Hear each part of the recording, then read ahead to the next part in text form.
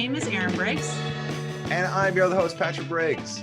And we are here today with another fantastic guest. We are here with Darin Addison, the festival manager of the H.O.M.E County Music and Arts Festival. Welcome, Darin. Welcome. Thank you very much. Glad to be here. So, Darin, for those of the listeners that don't know, could you tell us a little bit about who you are, how you became involved in H.O.M.E County, and like what kind of work that you do to become the manager of this festival? Well, it's a very interesting story. So I came to London in sort of the late 80s and studied marketing at Fanshawe College. And, you know, at that time, H.O.M.E County was like very, very traditional, you know, folk music. And it wasn't really my cup of tea at the time. I would go down and check out the festival, but, you know, I was more into, you know, New Order and The Cure and Depeche Mode back in those days. So, you know, as time went on, I left London and I came back in November of '96. So I guess 1997 was sort of my first time back at H.O.M.E County, and you know, it had a bit of a more of a contemporary feel. And then they got a new artistic director probably around 2002 or 2003. Maybe I don't remember the exact year. Her name was Catherine McInnes. And so the first year she programmed it, you really felt sort of a shift. There was still lots of great contemporary folk music, but, you know, or sorry, great traditional folk music, but lots of contemporary music as well. So, and I kind of go back to a time when I was working at Aeolian Hall, and the band Lee Harvey Osmond was there, and the lead singer at the end of the night, Tom Wilson, said, folk music comes in many different forms. And that's something that I've learned. Like, it's not, you know, everybody has their own interpretation of what folk music is, but it really has become something, you know, much more you know, much more broad. And some of the stuff that I really love, and I used to work as artistic director for the festival. I love bringing in bands that merge contemporary and traditional together in, you know, in the songs they wrote. So, but anyway, going back, you know, so I became a fan of the festival. I've been a part of the music community, and been a radio host at Radio Western. And I've managed bands and put on shows and all kinds of, and acted as publicist for the what is now called the Forest City London Music Awards. Can I stop you for one sec? Just can we wait until that Sure, yeah. iron goes by, and then I'll have you start. Sorry about that. No problem. No problem. Continue on now that it's stopped, of course, now that I have asked you to hold on for one sec. So yeah, so as I was saying, I was you know, I've been involved in the local music community for a number of years, mainly through Radio Western, so where I posted shows. But again, I've also you know, booked shows around town. I've done some DJing. I did publicity and promotion. I've managed bands, all kinds of. I've just always had my hand doing something in the music community. So, you know, from there, eventually, well, in 2012, I got hired as the marketing and production coordinator at Aeolian Hall. So a part of that was, you know, curating the musical talent and bringing them in. And then when Catherine McInnes left the H.O.M.E County Music and Art Festival, she or anyway, somebody from the board contacted me and said, oh, you should apply. So I was hesitant because I was like, I had this like fear of grant applications, right? But so that wasn't really part of the job. So you know, there was like needed to contribute to the grant applications. But anyway, so I applied and I interviewed and I ended up getting the job. So in 2013, I became the artistic director, but I didn't get to program a festival until 2014. Mm-hmm. And so I basically, from 2014 to 2018, I programmed all of the live music, with exception of the children's art. And so when I left in 2018, a gentleman named Tim Fraser took over as artistic director. So in his first year, he had they had to shut the main stage down on the Saturday night because it was like a big storm came in. And then he got 2 years of COVID, and so Tim has booked all the music for this year. He and his wife had a baby. He decided to step away from the job. So I've been brought back in just on a short-term contract as the festival manager. It's not something that anyone can just like step into. Just because I have that previous experience, I could walk in and do it, in a 3-month period. So.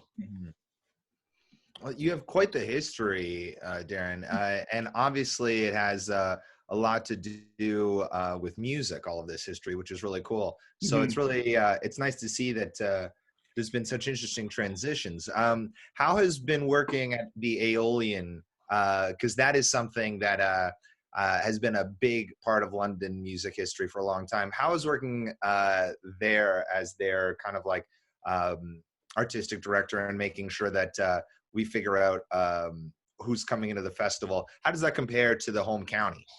Because you're doing sort of the same thing, correct? Sure. So just to clarify, Clark Bryan is the artistic and executive director of the, I think it's executive and artistic director of Aeolian Hall. But, as a production and marketing coordinator, basically the booking agents had to go through me. So, if there was something I wanted to do, if I wanted to bring in an artist, I'd have to, generate a budget and give it to Clark, and he would have to sign off on it before we could move forward. But, I think there was, I don't recall a time where he said, no, we're not going to do that. He may have come back and said, we got to do this. We can't offer that much, or, with some input, we made the offer sort of work for us and still work for the artists. Now, the festival, you did mention it has like evolved from folk to like kind of contemporary and everything. Right. That has happened with the name as well, right? It used to be called the Home County Folk Festival. It's now Home County Music and Art Festival. Is the progression in music, obviously, like that has something to do with the name change. But what was the big decision behind that? Well, I mean, although I wasn't involved directly with the festival, I was, I knew people who were, and I've got, since getting involved with the festival back in 2013, got a little history on that. So I think that, one, they wanted to sort of give the festival of, a more contemporary feel. So, the word music is much more broader. It could be anything, but they still wanted to, maintain that history, because, at that point they had 38 years of, as Home County Folk Festival. They, brought along, a lot of, regular supporters, people who were, probably at the first one in 1974, we're now coming, with their kids and their grandkids, and, and there's a lot of people that it's a family event for the weekend for them. So, and as I mentioned, the festival started in 1974, but I think part of it too was the music and art is because it's not just about the music, it's about the craft artisans that come. And we have certain levels, but the majority of them, if you're buying a product from a craft artisan, they made it. And one of my favorite brews, and I forget the name off the top of my head, but they make these kind of leather ottomans, like it's like mini elephants and rhinoceroses, hippo, and things like that. And so they're not a cheap thing, but I was like, I think they're well worth what what the artisans are asking for them, and they're kind of a little bucket list thing that I want to get for myself one day. Yeah, when you're walking around the festival, you see some of the coolest stuff that you don't expect to see, and then You walk by some great music, you stop for a little bit, listen to some A great bit of music, everything. grab some food. It's fantastic, right? Yeah, we have awesome food vendors as well, and we have a local craft beer garden. This year, it's going to be run by London Brewing, and they have great people there, and we're looking forward to working with them as well. You've mentioned that it started in 1974. That's almost 50 years now. Are there any big plans for the 50-year anniversary? Well, I mean, this year should be the 49th year, but because of COVID, it's our 47th year. So 50th year is really now 3 years away. So we need to sort of take some time and I don't know right now. I don't know what's going to happen after this. We haven't discussed my role with the festival beyond the end of July this year. So, Gotcha. but I'm optimistic. I'm optimistic. So. Oh yeah, I'm sure it'll be a big one. Yeah, definitely. I've always been curious because, especially this year with Rock the Park going on on the same weekend, and they have big names but also very expensive tickets. Right. At Home County, it's a completely free festival. You can come and enjoy the music. How are you able to put on such a large festival with it being free admission and get these great acts to come and perform with just people being able to bring their lawn chairs and have a seat and enjoy? Right. So, I mean, we consider free it's a 4-letter F word. So we try to avoid using it. Well, sometimes we'll throw it out there, but we've a number of years ago, the festival adopted the admission by donation scheme. Right. And so, and we have stations, when people are coming into the park, we're not policing people. I mean, it's not a ticketed event. It's, Victoria Park, the way it's set up is that, you could never have a festival, a ticketed event in you couldn't put a fence around it. Harris Park, they allow you to do that. So, so we have, we recruit, there's a group, the Dragon Boat Festival people. And so we actually, we make a donation of them to help, because I think it would be really hard to sort of recruit the right people to do that job. So we have 4 stations basically in each corner of the park. And this year we're introducing a new scheme. It's called Tip Tap Pay. So people come in because a lot of people aren't carrying cash anymore. They just want to pay with their debit card or credit card. So and I know Sunfest is adopting the same system this year. And so we're going to have those set up at those 4 stations on every corner of the park. And then we're going to have some set up sort of just out from the band shell, where we're another high traffic area. And so there's a separate little machine in each one. And, so just one's $5, one's $10, and one's $20. So people can sort of give what they want.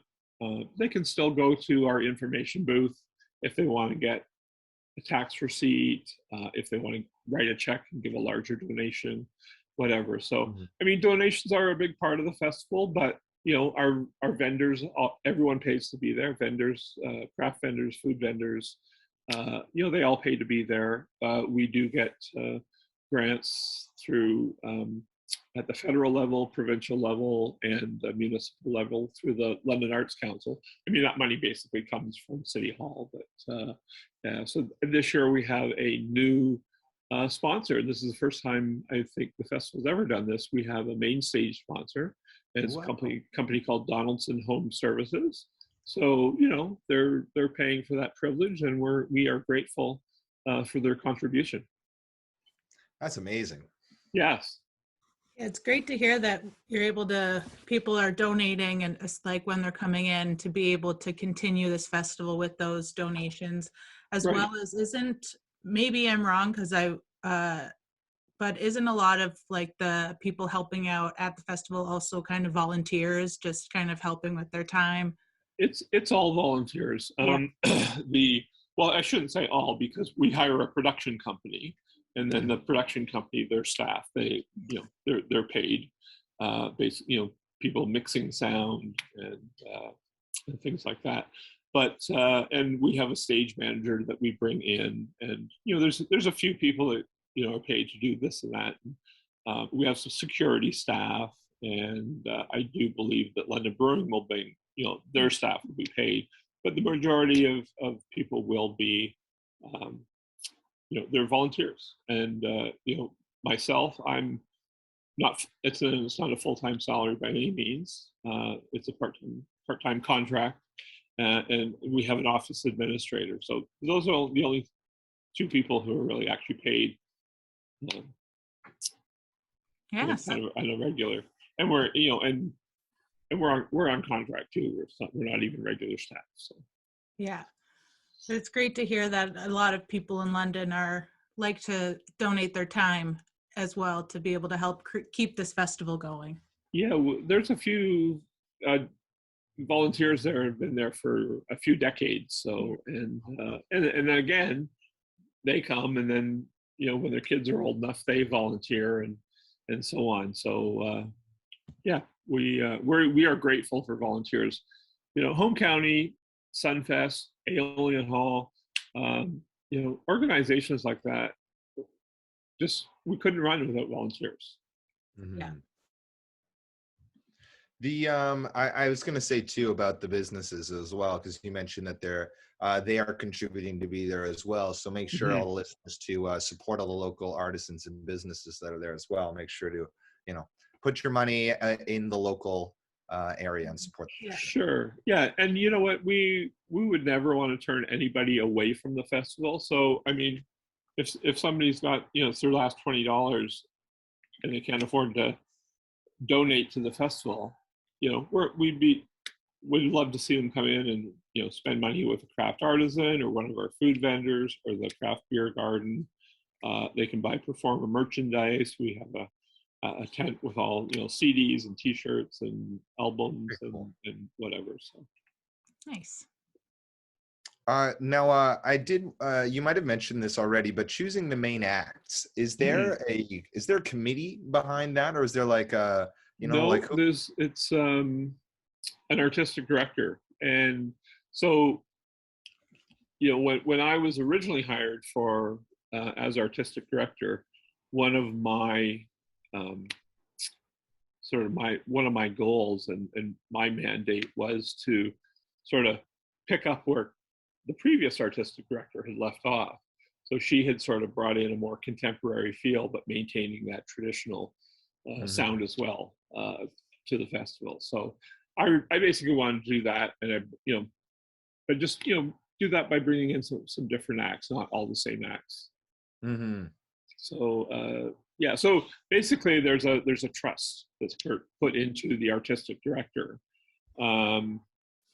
and yeah, nobody else. I mean, some people from the board might come and say, "Oh, I love this act," and I did have a board member a few years ago that introduced me to, or he had mentioned an act and kind of made a request. It took me a couple of years to bring her, but it was an artist named Lisa Long from New Brunswick, and she was so amazing. She was kind of like a little more like folky and traditional, but also like electric. And then she did this kind of folk rock version of Ace of Spades by Motorhead. So very cool. Whoa, it was great. That's so cool. Yeah. Oh man. Okay. Yeah. So there you go. Yeah. And speaking of, are you also the person deciding on the local stage as well, and seeing what talent the local Londoners are bringing? That is the job of the artistic director. Tim Fraser had all that work done before I came on board. The only thing he had sort of the main stage, the north stage, and the beer garden stage all scheduled. So basically, I had to take the workshop schedules. I had to sort of, and he had started that as well, but I had to sort of complete that. So we're still sort of putting finishing touches on it at the moment. and hoping to publish that on the website by early next week. Nice. So how that works, there's local stage where local performers can sign up and play a set. That's right. Well, that stage is so you're thinking of the community open stage, and yeah, so people can sign up. So that runs from noon till 5:30 on Saturday and Sunday. It's kind of moved back and forth. I think the last time, anyway, I don't know about 2019, I forget, but I think it's now it's going to be just south of the band shell where the family area used to be. But yeah, that is all. People come in, sign up starts at 11 o'clock each day. So people come in, they sign up for a 15-minute slot. So, yeah, we have a beer garden stage, which was originally called the Emerging Artist stage. So those are all local acts this year, and we program that ourselves. Oh, nice. So there's 2 stages that could have local music in it if you're interested in going to there's local music on the main stage. The person who started kicking off the night on Friday, her name is Ficker. That's F-I-K-E-R, all lowercase. And then after that at 7 o'clock is Chad Price, and Chad Price was just recently named the winner of the CBC Searchlight contest. So, we're thrilled for Chad. And Chad has played the last time Chad played the festival was around 2017 or 18, and he played the Emerging Artist stage in the beer garden. Now he's on the main stage. Now he's the winner of the CBC Searchlight contest, and we're absolutely thrilled. And the great thing about that is we have Rebecca Zandbergen from CBC Radio London, who's going to be emceeing our Friday night. So that'll be a kind of a nice little feather for her to be able to introduce Chad and maybe even say a few words about, CBC Searchlight. I was just thinking for the local artists that are coming to the festival and they're going, how do I get on this stage? How do I get involved? Are they sending you an email before, like a months in advance before the festival? How does a local band get their band name in your vision, in your site to get involved? Well, we do have a formal sort of submission process that we'll put up on the website probably in the fall, around sometime in early to mid-October. And so we'll have about 3 to 4 months for bands to submit. But, there's also a lot of artists that I know. I know a lot of local artists. I've seen a lot of local artists, and, some of them are even friends of mine. So, and of course I have to, I don't want to book somebody just because they're a friend. They have to be, a worthy artist. Artistically, they need to be a good fit for the festival. So there's a kind of a balance between sort of accepting submissions and sort of, quote unquote, curating the festival. Now there's a couple of folk music conferences where we get to see showcases, and one is called Folk Music Ontario. And so it happens to be, it was supposed to be here in London in 2020 and 2021. But because of COVID, they did sort of an online conference. So this year, the festival or the conference and music, it's a conference and festival because there's lots of bands that showcase. But it's happening here in London I think it's the second week of October. I think it's the 13th to the 16th of October. And that takes place downtown at the Doubletree by Hilton. And so there's all kinds of bands that will be showcasing. So, I've been introduced to a lot of acts through that channel. And there's a more international one called Folk Alliance International. I went to the one in 2017 in Kansas City, Missouri, which is their home base. But they move around to different cities every once in a while. And in 2019, it was held in Montreal. So I got to go Nice. to that one as well. So, and yeah, and I've seen some, amazing acts. And some of them are acts that, like, I've fallen in love with acts that might not be a good fit for home county. But I've seen acts that, well, I mean, there was an act called OCAN I just absolutely loved, with their kind of Cuban music, but Sunfest brought them to the festival.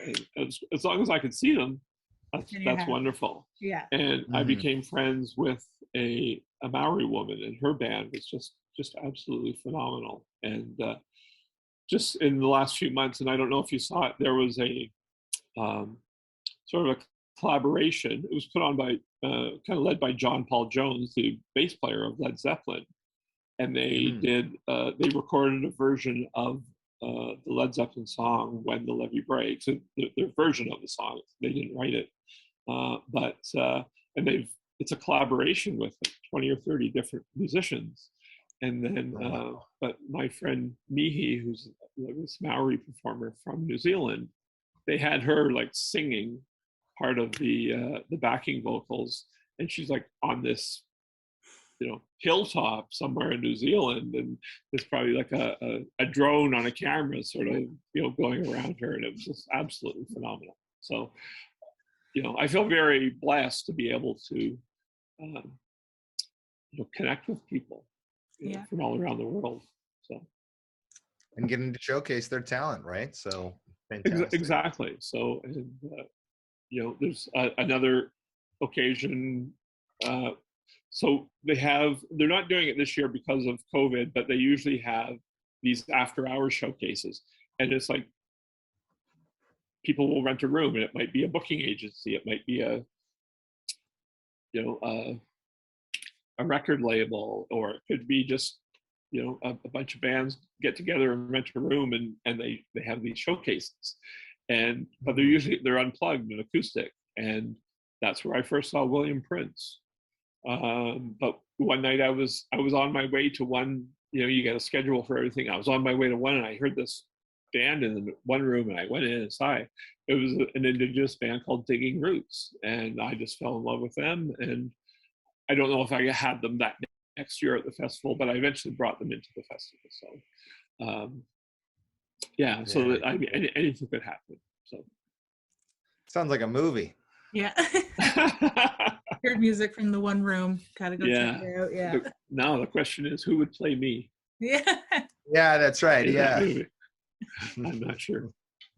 Brad Pitt, Johnny Depp. I don't know. Yeah, there's too many good ones to name. Maybe Paul Rudd.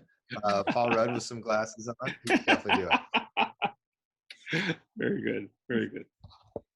Speaking of being able to showcase this talent, let's get into the festival for this year coming up in 2022. So speaking of the emerging artists, could you tell us a little bit about who's playing on each stage, or what people can expect when they're coming out to the festival this year? Well, the opening act is a local woman, and Ficker is her real name. And I happened to see her last year during the Forest City Film Festival, they had a sort of a music video. Nice. I don't know if I call it a contest or, but they showed all the videos, or the finalists in the videos. But she actually got up and sang at that event. I was really blown away. So when I found out, and when I first saw her name on the schedule, I didn't put two and two together, but talking with Tim and sort of in the sort of the process of the transition, I realized it was her. So she's going to be great. Again, we mentioned Chad Price, and so I mean, I've been a fan of Chad Price since I first heard him. That's probably 4 to 5 years ago. So as I mentioned before, he played on the emerging artist stage, and I'm pretty sure it was 2018. So so he's now on the main stage, and he's got this great new accolade with the CBC Searchlight. So that's also that's quite wonderful. We have I think the first act on Saturday night on the main stage is Catherine Fisher. She's another local singer-songwriter. Her first time playing at Home County was, we used to do, well, I didn't say we used to do, we weren't able to do it this year, but we have done a showcase of music industry arts for students from Fanshawe. And that was the first time she performed. She was part of that in maybe 2017. She may have even been on 2 years in a row. I can't remember, but that was her start at Home County. So, and now she's on the main stage. So, who else? So now, I mean, Ken Yates is not, he doesn't live in London anymore, but he is, he's from London. And so he played the opening slot on the Sunday main stage back in 2018. He's playing that same spot on this year. So I'm just trying to think of who else. You know, there's people like Justin Mackey. I think he's on the beer garden stage. Serena Haggerty is out. She's certainly making a name for herself. Yeah. So yeah. So I mean, it's kind of hard, you know. And I'm, you know, rethinking. You know, if I continue on with the festival, I'm thinking maybe emergent artist isn't the right name for that stage anymore, because a lot of these artists have emerged already. So the Heartaches duo are playing a set on Saturday and Sunday, but we also have a DJ playing Friday or Saturday and Sunday in the beer garden. So it's a little bit of a different programming. I've got an idea off the top here. Call it the London Rocks stage or something. You know, something where it doesn't even involve like what level they're on. It's just like London Rocks. Yeah, I have some ideas. So we'll just wait and see if I get to put those together and make those happen. I love it. It's awesome that there's Home County has a whole stage that's just for the local artists to be able to perform. Why do you think it's important to be able to showcase our own local talent at this festival? Because there are also larger names that are going to be performing at the nights, like they're headlining, but it's important to have that stage that's just like, okay, here's what we got in the city. Sure. Well, you know, I think it's important. One of the things is, well, we're introducing them to a broader audience. We are, a lot of times when they're playing, you know, bar gigs, they're playing for the door. So if you don't have a decent crowd, so we're paying like them a fair performance fee. But and also for a lot of them, you know, they have family members, whether it's their parents or grandparents or younger people in the family that can't go out to see them at a bar at 11 or 12 o'clock Right. on whatever night of the week.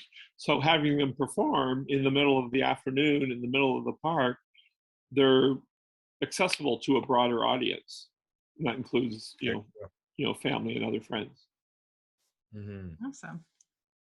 Yeah, that's so true. I didn't even think about that. There's so many times when you try and get people out to shows and it's like, when is it? How late? No, can't make it. You know, bus routes are ended at that time. Got to have the kids in this time, all that kind of stuff. Exactly. Yeah, and a Saturday afternoon, that can hit almost every age demographic real easy like that. Yeah. That's right. Yeah. So again, it's about just making them accessible to a broader audience, right? So, and you know, I think that we're also, because we have a merchandise tent, we're selling, you know, the band's music and their T-shirts and things like that.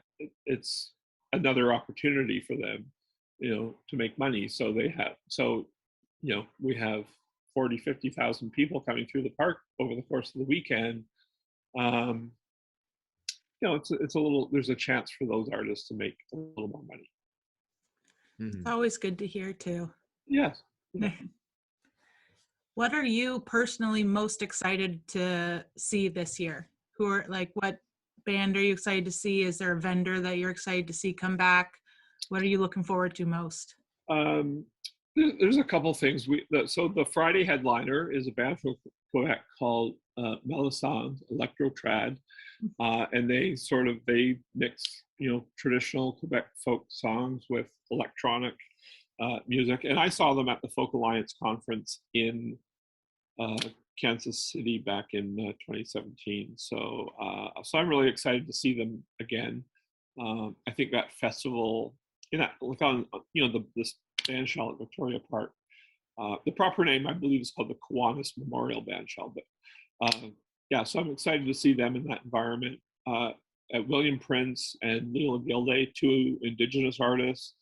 Leela Gilday actually won the Indigenous Juno for this year. Nice. And I should say, and Indigenous Juno. I think there's a couple, but I've seen them both in these folk conference settings, right? And I remember seeing William. It was like 10 people in a small hotel room. It's him unplugged, and just so see him in this big festival setting is going to be quite magical. Mm-hmm.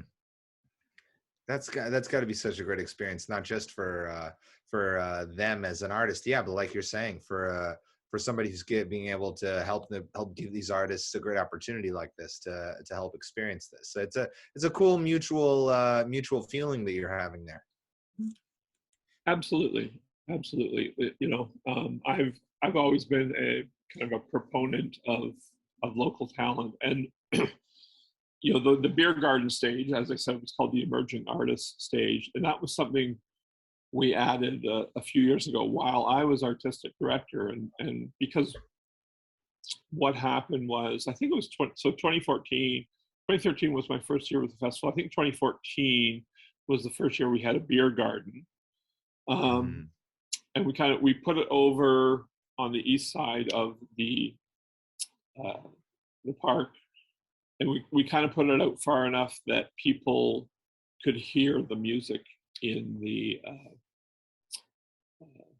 beer garden from the east stage, right? But they weren't right in there, and we weren't taking up space for people who want to sit in the grass, and so we just wanted to kind of walk before we run sort of thing. And so then I think it was the next year we brought the beer garden sort of into the center of the park, closer to the main stage, and closer to, they call it the food spine, all that, just the way that path, if you ever look at a map of Victoria Park, is that path is almost shaped like a spine. So we call it, they call it the food spine. It was always called the food spine. I didn't name it that. Very cool. But, I had no idea. Yeah. So what we ended up doing, so the first year we moved the beer garden to the middle of the park, we brought the community open stage over, so it was sort of outside the beer garden, so there was some kind of musical talent. It wasn't right in the beer garden, but it was within the vicinity, so there was still some live music kind of happening just outside the beer garden during the day.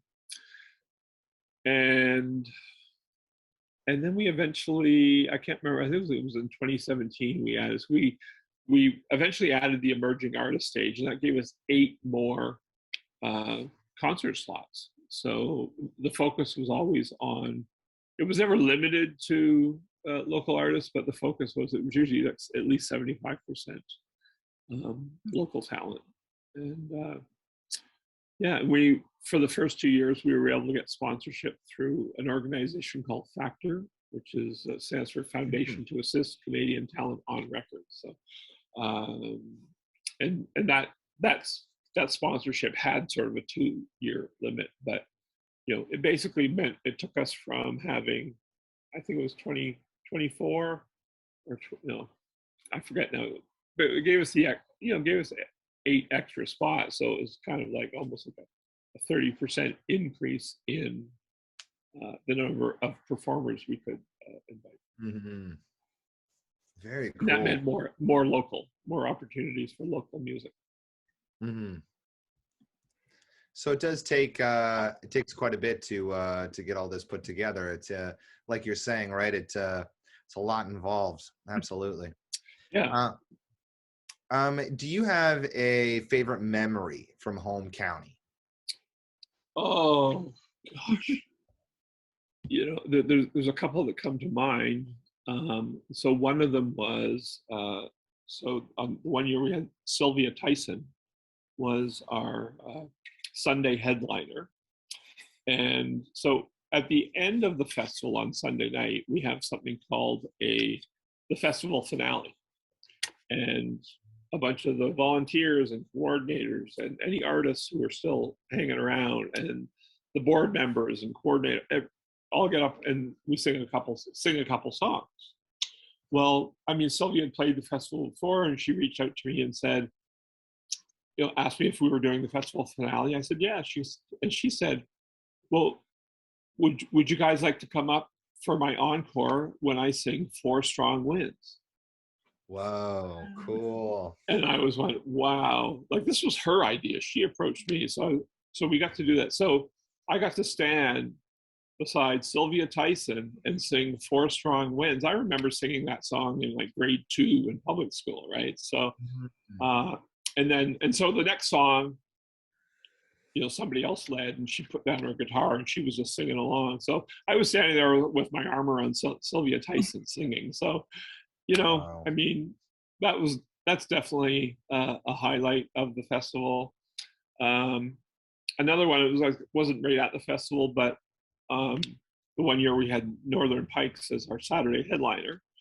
And the next morning I was at the hotel getting breakfast, and it was a buffet. So I filled up my plate, and I'm looking for a plate to sit. And, the guys from Northern Pikes, hey, Darin, invite me over to sit and have breakfast with them, which was because I was a fan of them for over 30 years.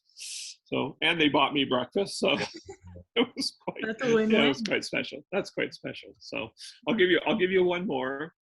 A singer named Cold Specs. I don't know if you're familiar with her, but she on the one year she was on the gospel stage on Sunday morning, and she did this a cappella version of Peace in the Valley that was it was amazing, absolutely amazing. I almost couldn't find words for it. So, yeah, a really special moment at the festival for sure. Almost too many memories, like too many good things keep happening. I'm excited to hear what your memories will be after this year, if there are any new big great memories happen. I'm sure there will be, for sure. And sometimes it's just the people we meet, right? Or at the end of the weekend, if just becoming friends with artists that I've only met for the first time, at the end of the weekend, we're best friends. Yeah. All about making those connects. Absolutely. Absolutely. Yeah. Is there anything else our listeners should know about the festival before we get into our London-based questions? Social media links, anything like that? Yeah. Facebook and Instagram are our main social media links. So Home County Fest, I believe, is the handle. But if you just Google them, go to our website is homecounty.ca. There's all kinds of information. So the main stage and the North Concert Stage and the stage in the Beer Garden, those schedules are already up. We're just kind of putting the finishing touches on the schedule for the workshop stages. One of the workshop stages, we're going to feature a tribute to Bill Paul. Cool. Bill's a fixture of the local arts community. And, you always saw him at Sunfest, you always see him at Home County. And, he was always part of, he would kick off the festival by ringing his bell. And then he had his group, the Laugh Guards, at the festival. And they were face painters. And we basically gave them a free spot to set up and paint faces. And at the end of the weekend, I forget the percentage, but they would donate a percentage of the money they took, back to Home County. So so on Sunday night, he came looking for me, and he would have an envelope of money, and it was just nice. such a gracious gesture. And so we're going to miss having him at the festival. We're going to sort of acknowledge him during the opening ceremonies on Friday, but we are, putting together a tribute for Bill with some local musicians and storytellers and people like that. So, Very cool. yeah. Very cool. So there's lots to look forward to this year. Absolutely, yeah. And you know what? I think it's going to be great to be back in Victoria Park. Oh, at, I at a agree. festival, right? So. Well, we are going to get into some London-based questions now. Okay. Before we run out of time here. Okay. We've got some classic questions here about the city, and it's kind of tough to these ones are tough to decide on, or maybe they're super easy. Who knows? We're going to start with your favorite place to eat in the city of London. Again, I have a couple. The Early Bird on Talbot, the Morrissey House, and a Vietnamese restaurant at Huron and Highbury called Huron Q.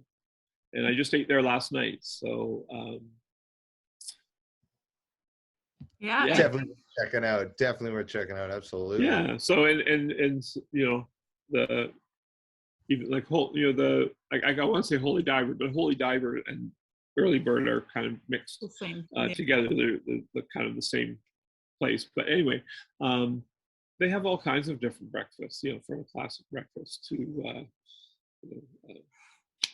they have amazing waffles, right? So, and then, Marcy House, one of my favorite things there is, like on a weekend brunch, they do eggs Benedict, but instead of back bacon, it's smoked salmon. Ooh, nice. Yeah. And then Thuan Q has amazing pad thai. So yeah, one of probably my favorite pad thai in the city. So those are some 3 great options for our listeners to go out and eat this weekend. Yeah. Maybe I'll see you at Holy Diver later tonight for punk night. Who knows? Okay, yeah. I'm probably not heading there tonight, but I have DJ'd there too. So cool. The woman who owns it is the niece of one of my sisters-in-law. So very cool. Small world. And I might even be heading back there to DJ after the festival. So little after party. Not the night, not that night, the weekend of the festival, but the following weekend. So. Awesome. There's lots. I love the Holy Diver. Everybody go check out Holy Diver. It's a lot of fun. It's a fun place for sure.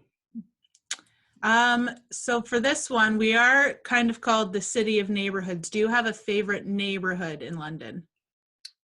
Oh, well, Old East Village is really, it's a great neighborhood. There's so much there, and I know a lot of people who live in the area. So I'm not just talking about the strip along Dundas, but the community. There's such a great sense of community, and the St. Regis, which is no longer there, was the home to event called Musical Chairs, and a lot of music friends that I knew, played there. I DJ'd there as part of a Halloween event one year. So just a lot of great, amazing people out in that neighborhood. There's also the Western Fair Market, Aeolian Hall. Lots of great stuff there. Yeah, and now they're putting in the affordable housing. That unit where the embassy used to be, they're calling it the Embassy Commons. Yeah, that's the Indwell. Yeah. Yeah, Indwell. Yes. The name was escaping me there. So. Yeah. How about a London small business that you couldn't live without? Let me see.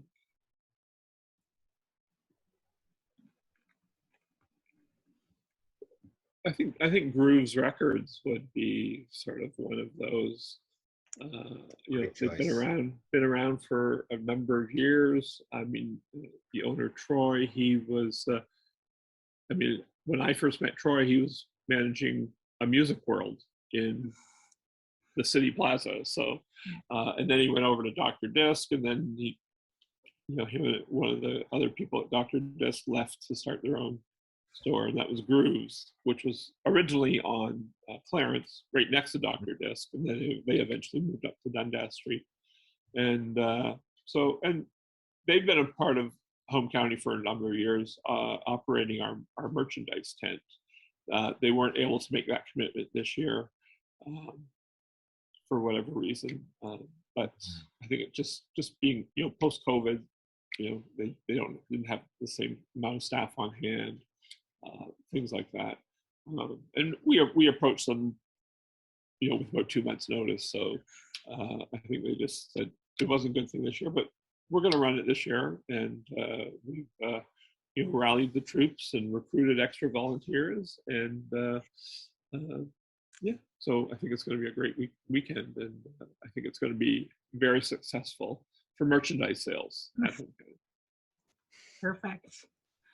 So for this one, if we like to say, imagine your perfect day in London, what would it entail? If it's, I guess, if you have Saturdays off from morning to when you get home at night, what would be your perfect London day? Well, I would sleep in first. That's the first thing I would do.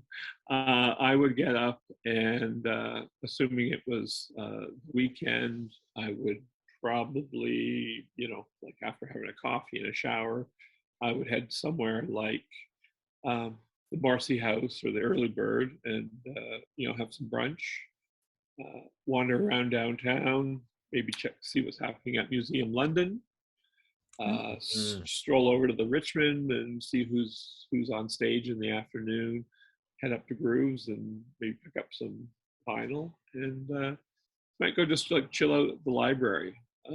Sometimes I like to take my laptop and go to the Central Library. I just find it such a really wonderful vibe there.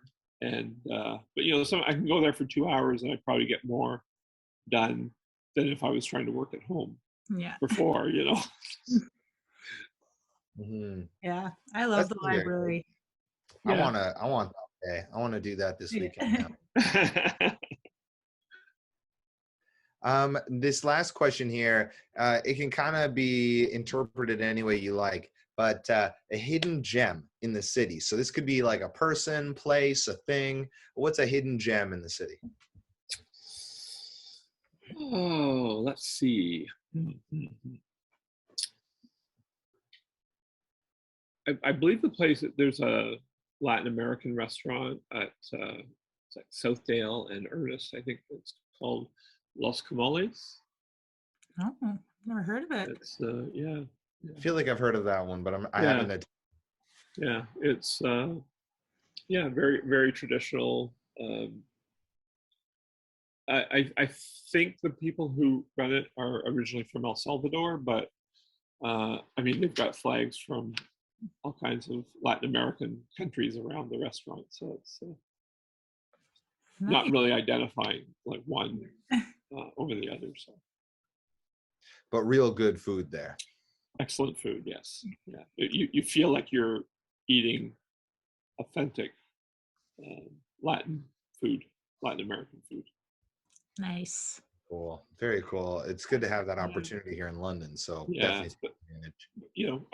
I don't think everybody knows Thuan Q either. Unless you kind of live out this way. I remember, and they used to be in a smaller location at Huron and Sanford. Somebody introduced them to me, and then I brought friends. And once I worked in a place, all of a sudden, like we were going as a group every Friday, or occasional Friday, to have lunch there, and then they moved, and had a bigger space, and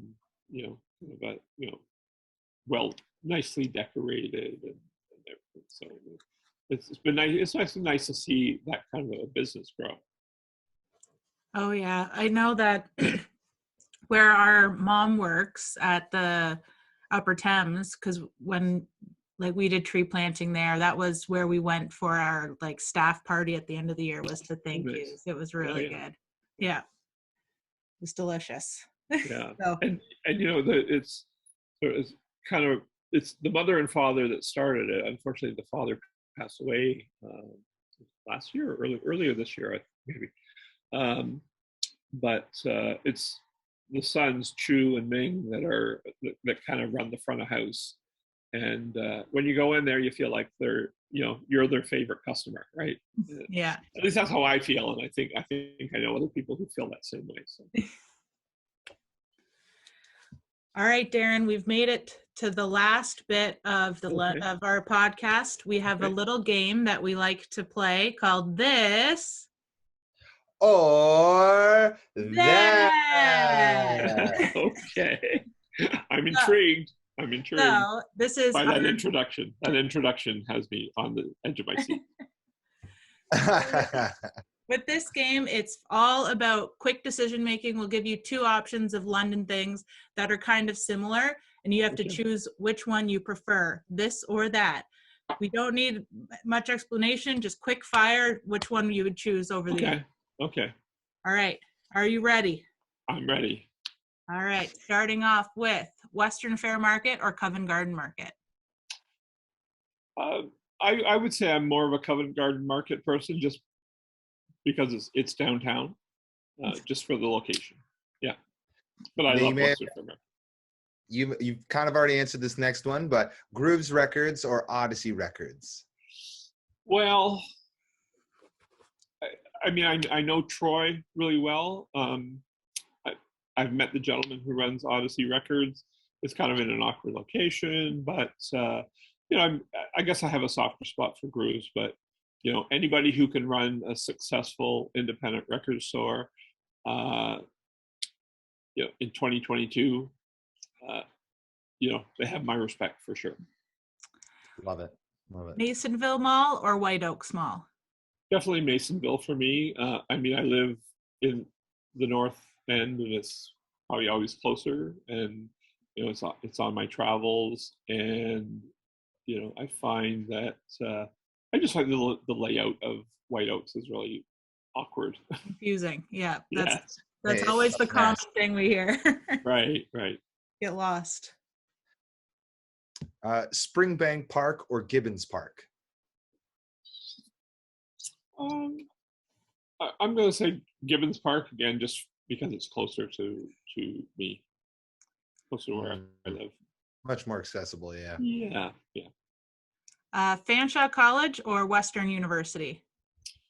Well, I mean, I'm a graduate of the the marketing program at Fanshawe College, so I have to go with Fanshawe College. But I've been a long-time volunteer with the radio station at Western, and I did a certificate in communications and public relations through continuing studies at Western a number of years ago. But Fanshawe is my alma mater, so I will pick Fanshawe first. Stand strong, absolutely. Yeah. London Brewing Co-op or Anderson Craft Ales? I'm going to say London Brewing, just because I know the people who, a lot of the people who run it. I know Jim and Sandy, and I think they do a bit more in the way of live music events. So I'm just more familiar with them, and I've been to more events there. So Brown and Dixon or City Lights? I'm going to go with Brown and Dixon because Jason and Vanessa are friends of mine, and so I've watched them sort of start that business, and then eventually I believe it was like a mail order business, worked out of their home at first, and then they eventually got their first space, and then they moved into the current space, and let's go Brown and Dixon. It's so cool their journey. Yeah, and they throw shows there too, if we're keeping in the musical vein as well. Oh yeah, absolutely. Bike the Thames Valley Parkway or hike in an environmentally significant area? I'm more of a cyclist than a hiker, so definitely biking the Thames Valley. So much access all throughout the city, right? Yeah, absolutely. Fire roasted coffee or Asmara coffee? Ooh, that's kind of a tough one. Because Asmara used to be sort of pretty close to Ale and Hall when I worked there. So, if I wanted a coffee, that was the place that I would go. I think with those two, you're not really comparing apples to apples. So you know what? I'm gonna decline answering that one. So I'm gonna say as Mara, because I know the person who runs it, and he's a super guy. This last one's going to be real tough. I'm sure of it. Highland Theater or Mustang Drive-In? It's got to be Highland Theater, just because I can't remember the last time I went to a drive-in movie anywhere. And oh yeah,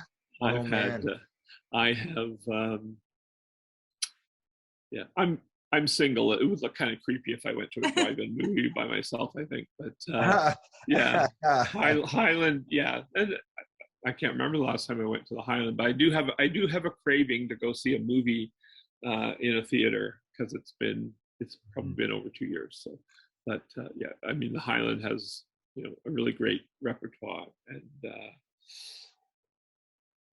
so yeah. Great history too, and it's just been around, and yeah. Great movie all the time. I lived close to the Review Cinema when I was in Toronto. It's right on Roncesvalles, so just got to go out and see a lot of really great movies there. So, and when the New Yorker closed, I was pretty devastated. So that was before the Highland reopened. So awesome. Go ahead, Pat. You go ahead, Darin. Well, Darin, that brings us to the end of our episode. Thank you so much for taking the time to chat with us all about Home County. Well, my pleasure. Thank you for having me on your podcast. Yeah, it's been a total pleasure. We really appreciate it, and appreciate you enlightening our audience on such a great part of the city that has been such a great part of the city for so long. So yeah, thank you again for taking the time out and helping us out with this. My pleasure. Yeah, and everyone listening, we better see you out at Home County. We'll be out enjoying the local music and the great art and food, so better see you all there. Yeah, so it's July 15th to 17th, Victoria Park, downtown London. We're on Facebook and Instagram, and our website is homecounty.ca. And we're still looking for volunteers if you want to sign up. Hi, my name is Darin Addison from the Home County Music and Art Festival, and you're listening to London's Pretty Cool Podcast.